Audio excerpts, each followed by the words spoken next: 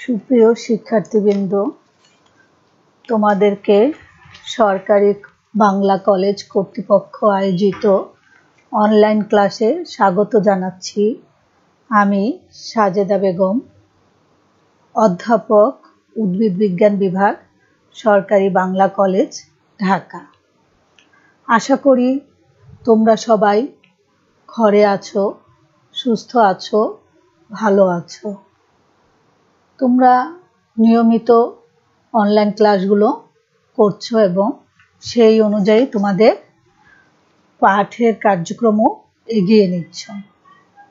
আজ আমি আছি অনার্স চতুর্থ বর্ষের ক্লাসে। চতুর্থ বর্ষ অনার্সে আমি তোমাদেরকে পড়াই মলিকুলার বায়োলজি। আজকে আমি পড়াবো DNA repair mechanism.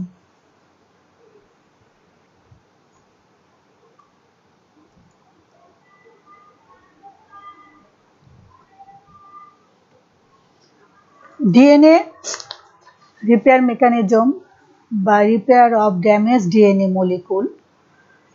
DNA repair mechanism বুঝতে হলে তোমাদেরকে কিন্তু আগে ডিএনএ স্ট্রাকচার, ডিএনএ রেপ্লিকেশন এবং মিউটেশন এই তিনটা সম্বন্ধে ভালো ধারণা থাকতে হবে। আমি তোমাদেরকে ক্লাসে পড়িয়েছি DNA structure, DNA replication. Online ক্লাসে মিউটেশন সম্বন্ধেও তোমাদেরকে ক্লাস নিয়েছি। আশা করি তোমরা সেই ক্লাসগুলো ভালো করে করেছো এবং এই জিনিসগুলো তোমরা আত্মস্থ করেছো। এগুলো ডিএনএ ড্যামেজ ডিএনএ রিপেয়ার বুঝতে হলে ওই জিনিসগুলো তোমাদেরকে আগে বুঝতে হবে। আসো, ডিএনএ রিপেয়ার বলতে আমরা কি বুঝি?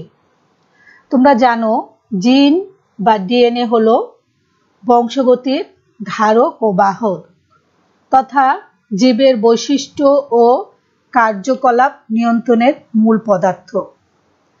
জিন বা ডিএনএ অণুর গঠনে পরিবর্তন ঘটলে জীবের বৈশিষ্ট্য তথা কার্যকলাপেও পরিবর্তন ঘটে। ফলে জীবের ব্যাপক ক্ষতি হয়, এমনকি জীবের মৃত্যুও ঘটতে পারে। জিন বা ডিএনএ অণুর আণবিক গঠনে একটা বেজেরও পরিবর্তন বা মিউটেশনও অনেক সময় জীবের বিপর্যয় ঘটাতে সক্ষম হয়। তাই জিন বা ডিএনএ অণুর আণবিক গঠন ও অনুলিপন সঠিকভাবে হওয়া একান্ত প্রয়োজন। বিভিন্ন কারণে ডিএনএ অণুতে ভুল বেস প্রতিস্থাপিত হতে পারে। তোমরা মিউটেশন যখন আমি পড়িয়েছি তখন তোমরা সেখানে জানতে পেরেছো যে বিভিন্ন ধরনের মিউটাজেন, যেমন কিছু আছে ভৌত মিউটাজেন, এক্স রে, আলফা রে, গামা রে ইত্যাদি। আবার কিছু আছে রাসায়নিক মিউটাজেন। এগুলো ডিএনএ অণুর মিউটেশন ঘটায়, যা বংশ পরস্পরায় স্থানান্তরিত হয়। ডিএনএ অণুর প্রধান ক্ষতিকারক অবস্থাগুলো হচ্ছে ডিএনএ অণুতে ক্ষত সৃষ্টি, ডিএনএ অণুতে ডাইমার সৃষ্টি বলতে যেমন দুইটা থাইমিন পাশাপাশি দুইটা থাইমিনের মধ্যে ডাইমার গঠিত হয়। ভুল বেজের প্রতিস্থাপন, এগুলো হচ্ছে ডিএনএর ক্ষতিকর অবস্থা। এখন সৌভাগ্যবশত জীবের কোষের মধ্যে এমন কিছু নিজস্ব ব্যবস্থা রয়েছে যার মাধ্যমে ক্ষতিগ্রস্ত ডিএনএ অণু তার বিভিন্ন প্রকৃতির ক্ষতি নির্ণয় করে সাথে সাথে মেরামত কাজ সম্পন্ন করে নিজেকে প্রতিনিয়ত সচল রাখে। ডিএনএ অণুর এই নিজস্ব মেরামত প্রক্রিয়াই রিপেয়ার মেকানিজম অফ ডিএনএ। তাহলে আমরা রিপেয়ার মেকানিজম অফ ডিএনএ কে সংক্ষেপে বললে এভাবে বলতে পারি: DNA repair is a collection of process by which a cell identifies and corrects damage of the DNA molecules that encode its genome. এই যে DNA repair প্রক্রিয়া, এটা বিভিন্ন ধরনের হতে পারে। তোমাদের সিলেবাসের অন্তর্ভুক্ত বিষয় 4টি হচ্ছে photoreactivation, excision repair, post replication, recombination repair ও এসওএস রিপেয়ার। এই 4টা তোমাদের সিলেবাসে আছে। প্রথম হচ্ছে ফটো রিঅ্যাক্টিভেশন। ফটো রিঅ্যাক্টিভেশন মানে হচ্ছে আলোক সক্রিয়তা। বিজ্ঞানী এ কেলনার 1959 সালে লক্ষ্য করেন যে অতি বেগুনি রশ্মি অর্থাৎ আল্ট্রাভায়োলেট রে প্রয়োগের পর জীবকে যদি সাধারণ আলোতে রাখা হয় তাহলে তার মিউটেশন মেরামত হয়ে যায়। এখানে অতি বেগুনি রশ্মির প্রভাবে ডিএনএর একই সূত্রের পাশাপাশি বেজের মধ্যে বন্ধনের সৃষ্টি হয়। যেমন নাইট্রোজেন দুইটা থাইমিন বেজ পাশাপাশি থাকলে আল্ট্রাভায়োলেট রে প্রয়োগে থাইমিন ডাইমার সৃষ্টি হয় এবং তখন মিউটেশন হয়, ডিএনএ স্বাভাবিক কাজ বা অনুলিপন ব্যাহত হয়। এখন এই ডাইমার যুক্ত ডিএনএ কে যদি সাধারণ আলোতে রাখা হয় তাহলে ফটো রিঅ্যাক্টিভেটিং এনজাইম বা পিআর নামক একটা এনজাইম সক্রিয় হয় এবং এটি থাইমিন ডাইমারকে মেরামত করে ফেলে। এই এনজাইমটি আলোর মাধ্যমে কার্যকর হয় এবং ডাইমারের কোভ্যালেন্ট বন্ধনী ভেঙে ফেলতে পারে। এই জন্য এই প্রক্রিয়াটির নাম হচ্ছে আলোক সক্রিয় প্রক্রিয়া বা ফটো রিঅ্যাক্টিভেশন প্রক্রিয়া। আসো ছবির মাধ্যমে আমরা জিনিসটা আরো ক্লিয়ার হই। এই যে একটা ডিএনএ অণু, ডিএনএ অণুটা নর্মাল একটা ডিএনএ অণু। এখন এটার মধ্যে যখন ইউভি রে বা আল্ট্রাভায়োলেট রশ্মি প্রয়োগ করা হয় তখন দেখা যায় যেখানে এই দুইটা থাইমিন পাশাপাশি ছিল সেখানে দুইটা থাইমিনের মধ্যে ডাইমার সৃষ্টি হয় বা দ্বিবন্ধনী সৃষ্টি হয়ে ডাইমার গঠন হয়। ডাইমার গঠন হলে এই ডিএনএটা যখন সাধারণ আলোর মধ্যে রাখা হবে তখন এখানে আলোক সক্রিয় এনজাইম, এটা এই যে গোল একটা দেওয়া আছে এটা হচ্ছে আলোক সক্রিয় এনজাইম, এটা সক্রিয় হবে এবং এটা আলোক শোষণ করে এই থাইমিন ডাইমারের মধ্যে হাইড্রোজেন বন্ধনী ভেঙে ফেলবে। থাইমিনের মধ্যে হাইড্রোজেন বন্ধনী দেখো এখানে আর নাই, ভেঙে ফেললো এবং তখন কি করবে, মেরামত করে ফেলবে এবং তখন মেরামত হয়ে গেলে এনজাইমটা আবার মুক্ত হয়ে যাবে এবং ডিএনএটা আগের অবস্থায় ফিরে আসবে। এটাই হচ্ছে ফটো রিঅ্যাক্টিভেশন প্রক্রিয়া। ব্যাকটেরিয়া, শৈবাল, ছত্রাক, ব্যাঙ, পাখি ইত্যাদির মধ্যে এই মেরামত লক্ষ্য করা যায়। ধারণা করা হয় ব্যাকটেরিয়া থেকে শুরু করে উচ্চ শ্রেণীর সকল জীবেই এই এনজাইমটি রয়েছে। আসো আমরা দ্বিতীয় প্রক্রিয়ায় যাই। দ্বিতীয় প্রক্রিয়াটা হচ্ছে এক্সিশন রিপেয়ার।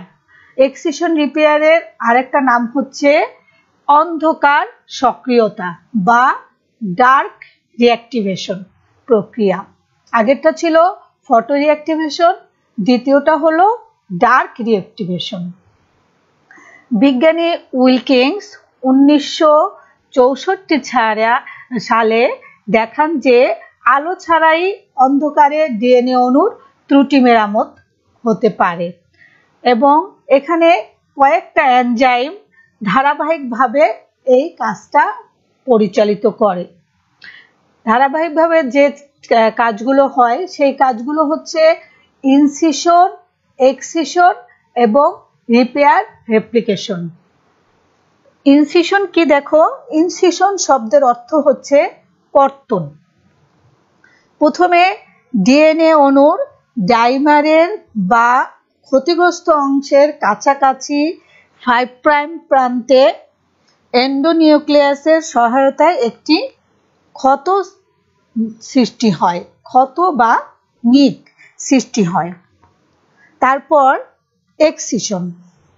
এক্সিশন হচ্ছে ডিএনএ পলিমারেজ এনজাইমের এক্সোনিউক্লিয়াস ক্রিয়ার মাধ্যমে ডাইমার বা এইরূপ ত্রুটিপূর্ণ অংশ সহ কয়েকটি নিউক্লিয়েট যুক্ত অংশ কেটে বের হয়ে যায় এবং একটি গ্যাপের সৃষ্টি হয়।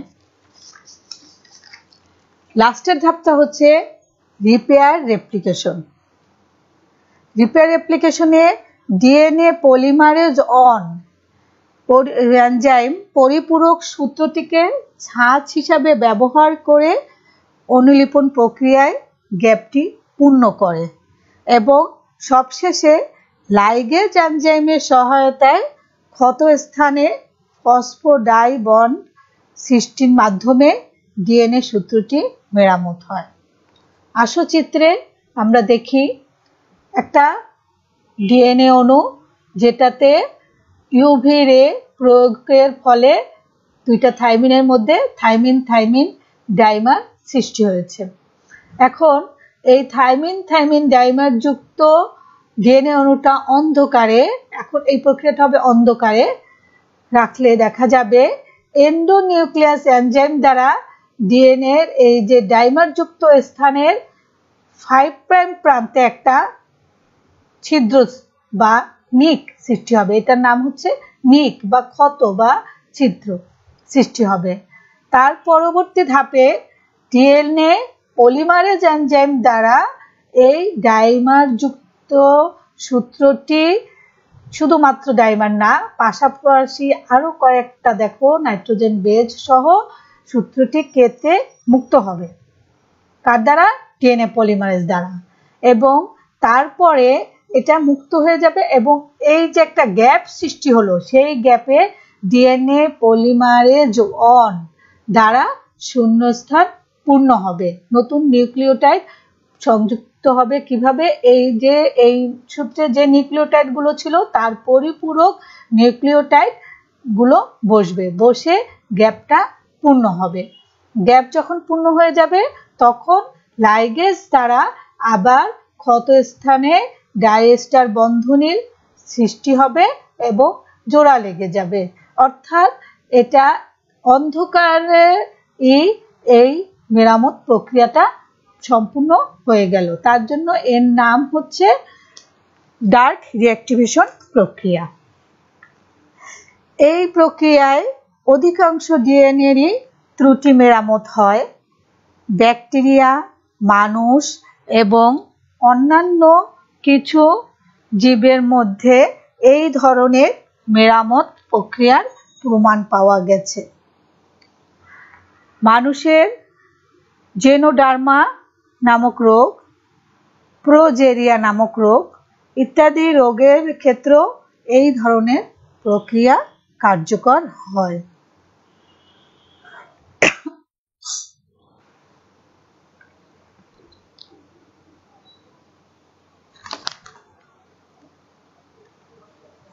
তিন নম্বর প্রক্রিয়া ডিএনএ রিপেয়ার মেকানিজমের 3 নম্বর প্রক্রিয়াটা হচ্ছে পোস্ট রেপ্লিকেশন রিপেয়ার। বিজ্ঞানী হাওয়ার্ড এবং ফ্লেন্ডার 1973 সালে এই প্রক্রিয়ায় ডিএনএ মেরামতের বিবরণ দেন। এই প্রক্রিয়াটি আরো বিভিন্ন নামে পরিচিত। যেহেতু এই প্রক্রিয়াটি সমলিপনের পরে ঘটে তাই একে সমলিপন প্রক্রিয়া পোস্ট রেপ্লিকেশন রিপেয়ার বলা হয়। তাছাড়া এই পদ্ধতি জেনেটিক রিকম্বিনেশন নামেও পরিচিত।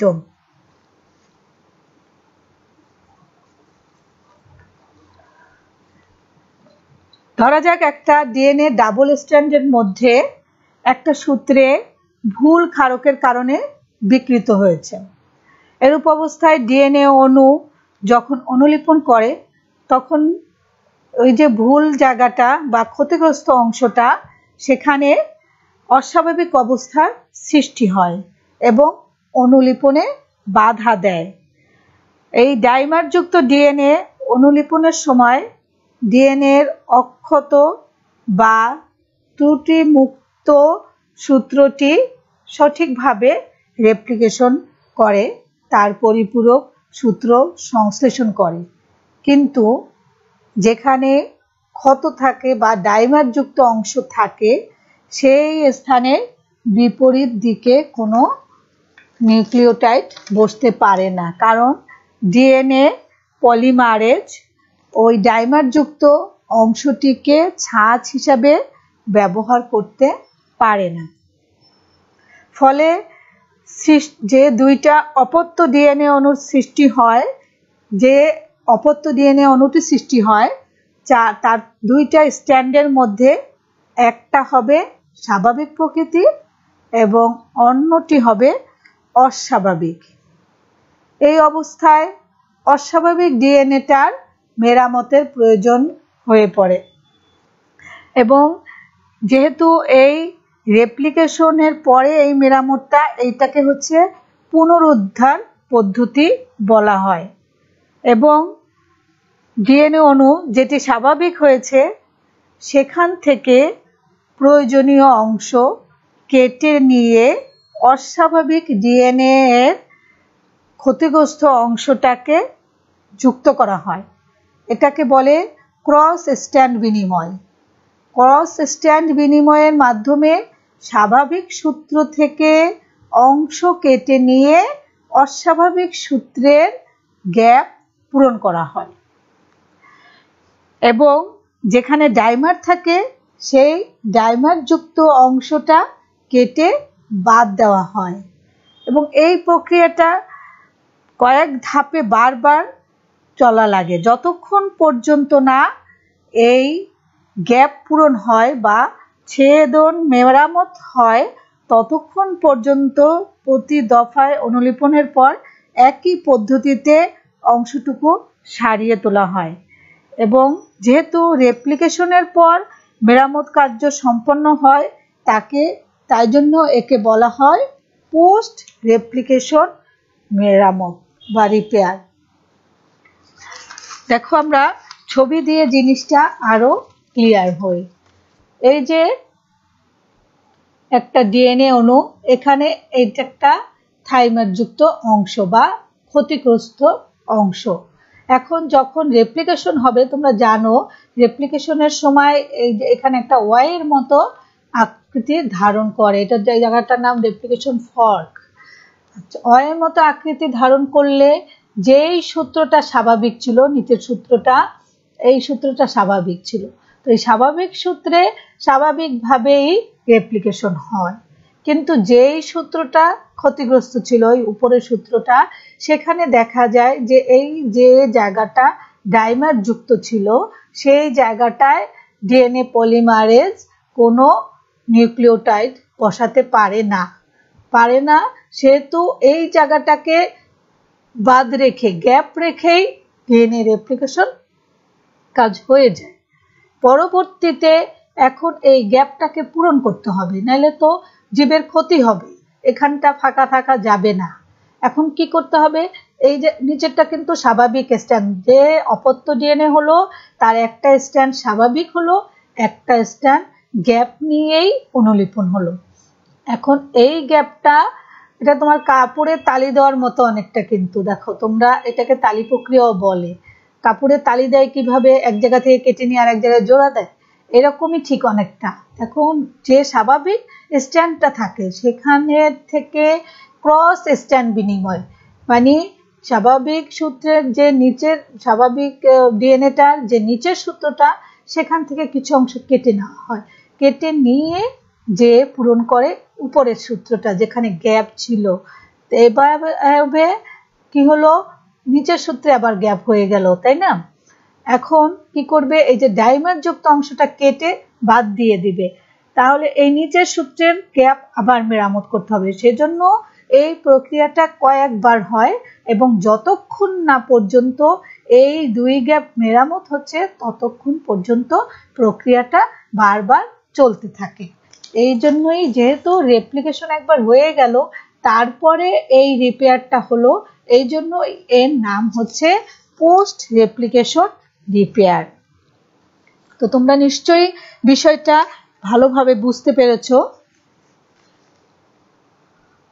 তোমাদের অনলাইন ক্লাসের তো এই একটা সুবিধা আছে, তোমরা ইচ্ছা করলে এই ভিডিওগুলো বারবার সামনে আগে পিছনে নিয়ে দেখতে পারো এবং ক্লাসটা বারবার রিপিট করে বুঝতে পারো, যেটা আমাদের ক্লাসের মধ্যে হয়তো এরকম হচ্ছে না। তাহলে আমরা অনলাইন ক্লাসের একটা সুবিধা পেলাম অনেকগুলো অসুবিধার মধ্যে। আচ্ছা, আমরা আসো চতুর্থ প্রক্রিয়ায়। চতুর্থ প্রক্রিয়াটা হচ্ছে এসওএস রিপেয়ার। এটার আরেকটা নাম আছে, সেটা হচ্ছে মিস রিপেয়ার। আচ্ছা, এসওএস শব্দটা কি? তোমরা নিশ্চয়ই এই শব্দটার সাথে পরিচিত, তাই না? এসওএস হচ্ছে সেভ আওয়ার সোল, আন্তর্জাতিক বিপদ সংকেত, তাই তো? এখন দেখো, এই প্রক্রিয়াটা ইকোলাই ব্যাকটেরিয়াতে প্রথম দেখা যায়। হ্যাঁ, এখন জীবের মধ্যে কি এই প্রক্রিয়া কি হয় দেখো, যখন একটা ডিএনএ অণু কোনো কারণে ক্ষতিগ্রস্ত হয়, যেমন ডাইমার গঠিত হতে পারে, থাইমিন থাইমিন ডাইমার, আবার অ্যালকালাইজেশন হতে পারে ইত্যাদি দ্বারা যখন ক্ষতিগ্রস্ত হয়, তখন দেখা যায় যে ডিএনএ অণু ওই জায়গাটায় অনুলিপন স্থগিত থাকে, মানে ক্ষতিগ্রস্ত স্থানে ডিএনএর অনুলিপন হচ্ছে না। কিন্তু এই অবস্থায় জীবের ক্ষতি হতে পারে বা অনেক সময় মৃত্যু হতে পারে। এখন এই পদ্ধতিতে দ্রুততার সাথে তাকে ডিএনএ-কে বাঁচাতে হবে, এবং সেই বাঁচানোর যে প্রক্রিয়া সেটাই হচ্ছে এসওএস প্রক্রিয়া। এই প্রক্রিয়াটা প্রথমে অনেকটা পোস্ট রেপ্লিকেশন প্রক্রিয়ার মতোই। এখানে কি হয়, ত্রুটিবিহীন সূত্রটি স্বাভাবিকভাবে তার পরিপূরক সূত্র সংশ্লেষণ করে, আর ত্রুটিযুক্ত সূত্রের ক্ষেত্রে ডিএনএ পলিমারেজ এনজাইম দ্বারা কর্তন ও মেরামতের মাধ্যমে শুদ্ধ করার অপেক্ষা না করে, অর্থাৎ কারেক্ট করার অপেক্ষা না করেই একটা এনজাইম দ্রুত ত্রুটিযুক্ত ডিএনএ মেরামত ও প্রতিলিপন সম্পন্ন করে। এর ফলে ডিএনএ সূত্রে অনেক ভুল বেজ অন্তর্ভুক্ত হয়। এই প্রতিলিপনের ফলে যে দুইটা ডিএনএ নতুন ডিএনএ উৎপন্ন হয়, তার একটাতে থাকে স্বাভাবিক বেজ ক্রম আর অন্যটাতে থাকে ত্রুটিযুক্ত স্থানে ভুল বেজ ক্রম, এবং এরপর ডাইমার বা ত্রুটিযুক্ত অংশটির কর্তন ও মেরামত হয় এক্সিশন রিপেয়ার পদ্ধতিতে। এই সময়ও দেখা যায় ডিএনএ অংশে ভুল বেজ অন্তর্ভুক্ত হয়। মেরামতকৃত ডিএনএতে ভুল বেজ অন্তর্ভুক্তির ফলে মিউটেশন হয়। এই কারণেই এই ধরনের মেরামতকে মিস রিপেয়ার বলা হয়, অর্থাৎ ভুল মেরামত। এই জন্য মিস রিপেয়ার মানে হচ্ছে ভুল মেরামত, অর্থাৎ রিপেয়ার হওয়ার পরও এই ধরনের মেরামত প্রক্রিয়ায় ত্রুটি বা ভুল থেকে যায় এবং ডিএনএটা কিন্তু মিউটেশন যুক্তই হয়। দেখো, আমরা ছবির মাধ্যমে ক্লিয়ার হই। এই যে একটা ডিএনএ সূত্র, ডিএনএ, এখানে এই দুইটা থাইমিনের মধ্যে ডাইমার যুক্ত ডিএনএ। এখন এই থাইমার যুক্ত অংশে কিন্তু কি হবে, পলিমারেজ এনজাইম সঠিক বেজ বসাতে পারবে না, হ্যাঁ, নাইট্রোজেন বেজ। তো তখন কি হবে, কিন্তু এই সূত্রটাকে মেরামত করা দরকার, নাহলে জীবের সমূহ ক্ষতি, অর্থাৎ জীব মরে যেতে পারে। যার জন্য দ্রুততার সাথে এই ক্ষতিটাকে পূরণ করার জন্য এখানে একটা ভুল বেজ অন্তর্ভুক্ত হয়ে যায়, ভুল বেজ অন্তর্ভুক্ত হয়ে যায়, এবং এই ভুল থাকা অবস্থায় ডিএনএটা কি হবে, মেরামত হবে।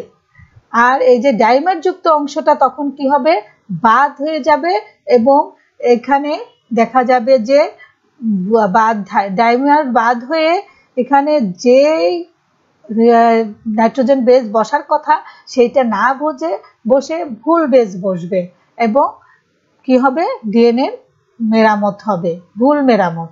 এটাই হচ্ছে মিস রিপেয়ার।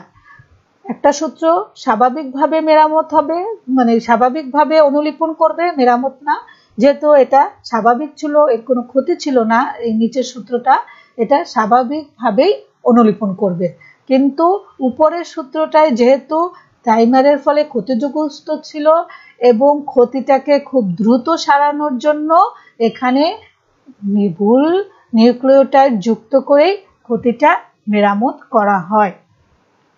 এটা হচ্ছে জীবন বাঁচানোর জন্য, যার জন্য এর নাম হচ্ছে এসওএস রিপেয়ার, যে জীবন তাকে ডিএনএ কে যে কোনো ভাবেই রক্ষা করতে হবে, ভুল করুক আর সঠিক করুক, যাকে রক্ষা করতে হবে। এই জন্যই একে দ্রুততার সাথে ভুল নিউক্লিওটাইড দিয়ে তারপরে তাকে বাঁচিয়ে রাখা হয়। এর জন্য এর নাম হচ্ছে মিস রিপেয়ার বা ভুল মেরামত। এখন এই যে প্রক্রিয়াটা এসওএস প্রক্রিয়াটা, এই এসওএস প্রক্রিয়াটা কিছু জিন দ্বারা নিয়ন্ত্রিত হয়। এই জিনগুলো হচ্ছে অনেকটা অপেরনের মতো কাজ করে। জিনগুলো যেমন রেক এ জিন, লেক্স এ জিন ইত্যাদি। তো লেক্স এ জিনটা কি হচ্ছে? লেক্স এ জিনটা হচ্ছে এসওএসটাকে দমন করে। লেক্স এ জিন দমনকারক হিসেবে কাজ করে। লেক্স এ জিন যখন কার্যকর থাকে, সক্রিয় থাকে, তখন লেক্স এ প্রোটিন নির্গত হয় জীবের মধ্যে এবং ডিএনএর মধ্যে, এবং তখন কি হয়, এসওএস প্রক্রিয়াটা বন্ধ থাকে। কিন্তু যখন কোনো বিপদের সম্মুখীন হয় জীব, অর্থাৎ এই যে থাইমিনযুক্ত ডাইমার সৃষ্টি হলো এবং তখন তাকে রিপেয়ার করতে হবে, বিপদ থেকে দ্রুত উদ্ধার করতে হবে, এসওএস প্রক্রিয়ায় তাকে উদ্ধার করতে হবে, অর্থাৎ এসওএস প্রক্রিয়াটা সক্রিয় হতে হবে, তখন লেক্স এটা আপনা আপনি দমিত হয়ে যায় এবং সেখানে রেকে জিন কার্য সক্রিয় হয় এবং রেকে জিন রেকে এনজাইম নির্গত করে এবং তখন এসওএস অপেরণটা সক্রিয় হয়, কার্যকর হয়। এটা এই একটা সিস্টেম, মানে জীবন বাঁচানোর জন্য রেকে হচ্ছে। আবার যেই কাজটা শেষ হয়ে গেল, অর্থাৎ রেপ্লিকেশনটা মিস রিপেয়ারটা শেষ হয়ে গেল, তখন কি হবে, রেকে আবার নিষ্ক্রিয় হয়ে যাবে, লেক্সে আবার সক্রিয় হয়ে যাবে। এই পদ্ধতিতে এইখানে এসওএস প্রক্রিয়াটা সম্পন্ন হয়। আমার মনে হয় তোমরা এই ডিএনএ রিপেয়ার মেকানিজমটা ভালোভাবেই বুঝেছ। তোমাদের সবসময় একটা প্রশ্ন থাকে, কি পরীক্ষায় কি প্রশ্ন আসবে, পরীক্ষায় কি প্রশ্ন আসবে। আসলে পরীক্ষায় প্রশ্ন আসবে কি, তুমি যদি একটা অধ্যায় পুরা ভালোভাবে পড়ো, তাহলে তোমার যে প্রশ্নই করুক তোমার দিতে কোনো সমস্যা নাই, সেটাই না? তাহলে এই অধ্যায়টায় আমরা 4টা জিনিস পেলাম, 4টা প্রক্রিয়া। তো তোমাকে প্রশ্ন কি হতে পারে তুমি নিজেই বুঝতে পারো। প্রশ্ন হতে পারে যে ডিএনএ রিপেয়ার মেকানিজম কাকে বলে বা বলতে কি বুঝো, তারপরে রিপেয়ার মেকানিজম কত প্রকার। এখন 4টা প্রকার তোমাকে একসাথে বর্ণনা না করাতে বলার সম্ভাবনাই বেশি, কারণ এত বড় প্রশ্ন তো আর আসবে না। হয়তো যে কোনো 2টা প্রক্রিয়া বলবে, যে তুমি ফটো রিঅ্যাক্টিভেশন প্রক্রিয়া এবং এসওএস প্রক্রিয়া ব্যাখ্যা করো, কিংবা ডার্ক রিঅ্যাক্টিভেশন প্রক্রিয়া এবং পোস্ট রেপ্লিকেশন প্রক্রিয়া ব্যাখ্যা করো। যেভাবেই হোক এভাবে প্রশ্ন হতে পারে এবং ইনশাআল্লাহ তোমরা সব প্রশ্নের উত্তরই দিতে পারবে, তাই তো? আচ্ছা, এখন আমাদের আজকের বিষয় সংশ্লিষ্ট পড়াশোনা এই পর্যন্তই শেষ। আজকে তোমাদের সাথে আমি একটু অন্য ব্যাপারে কথা বলি। অন্য ব্যাপার কি, দেখো আজকে কয় তারিখ বলো তো? আজকে হচ্ছে 1 অক্টোবর, তাই না? তো তোমরা তো আজকাল বিভিন্ন রকম ডে পালন করো। কি ডে পালন করো? ভ্যালেন্টাইন ডে থেকে শুরু করে কত ধরনের ডে পালন করো।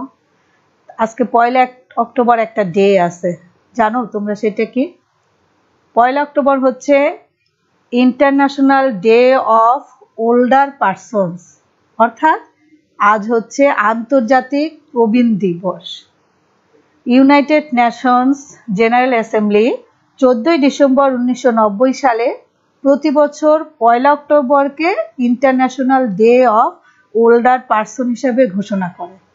তাহলে কি আজ আমরা এই ইন্টারন্যাশনাল ওল্ডার ডেতে বিশ্বের সব প্রবীণদের প্রতি সম্মান ও শ্রদ্ধা জানিয়ে আমি আজকে এই আমার পাঠদান কার্যক্রম শেষ করছি।